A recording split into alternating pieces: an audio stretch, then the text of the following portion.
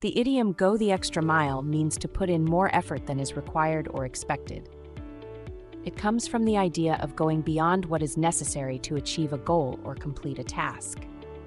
For example, if someone is asked to write a one-page report for school, but they decide to write a two-page report instead, they are going the extra mile. They are putting in more effort than is needed to meet the requirements. Another example is if a person is training for a race and decides to run an extra mile every day to improve their endurance. They are going the extra mile by pushing themselves beyond what is necessary to reach their goal. This idiom can be used in many different situations, such as at work, in school, or in personal relationships. It is often used to encourage people to work harder and achieve more than they thought possible. The origin of this idiom is not exactly known, but it is believed to have come from the Bible. In the book of Matthew, Jesus tells his followers to go the extra mile when someone asks them to carry a burden for 1 mile.